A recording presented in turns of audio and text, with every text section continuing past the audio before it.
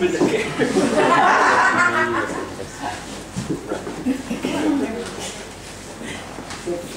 זה משהו שכתבתי בעזרת הבן שלי, שקוראים לו רותי.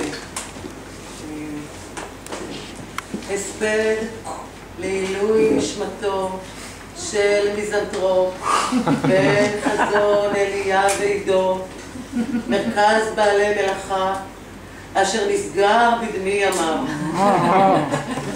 הוא הגיע לשכונה מלא תקווה, החלום של מייסדיו, והנה נסגר במפתיע בתום י"ב ירחי.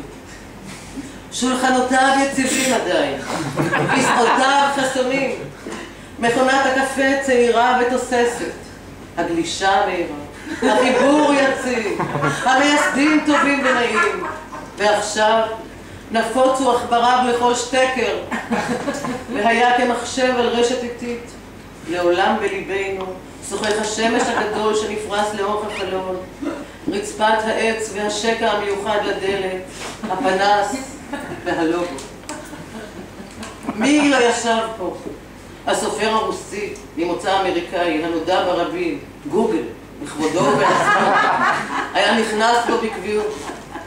איך נסגרו בפנינו דלתותיו, נחסמו מדרגותיו, איך השאיר את החלל לחנות אחרת, איך ננטש הספסל ממול ביום אחד והותירנו מסובים אך לא שותים, מצביעים יגוננו בכתיבת פוסטים משמימים. והרי לפני חודשיים חשבנו, הוא גדל ויישאר כבר לתמיד, ופתאום הכל ריק, עלתה בפנים ושומם.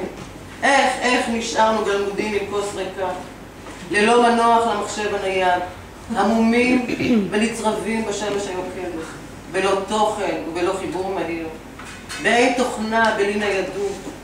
איך נסגר כך בחטף כמו אינטרנט מהיר, איך פתאום פג תוקפו של המקום, והרי רק אתמול תערוכה, והיום סגור. מי ישאל לקריצותינו? והנה גם אלברט וגם אנחנו נותרנו יתומים, ממאנים לגלוש למקום אחר. ואם יורשה לי בנימה אישית, לנצח יישאר החלון הגדול בליבי, ורישומי היושבים לראווה בפייסבוקי, גם כשתהיה במקומו חנות אחרת. השכונה מנתקת היום USB לזכרו, אבל ננתק כולנו USB לזכרו. כולם עוד אחד למלא כוסות עיניהם, נעלים כוסית לפני ההספד הבא. כן מאוד.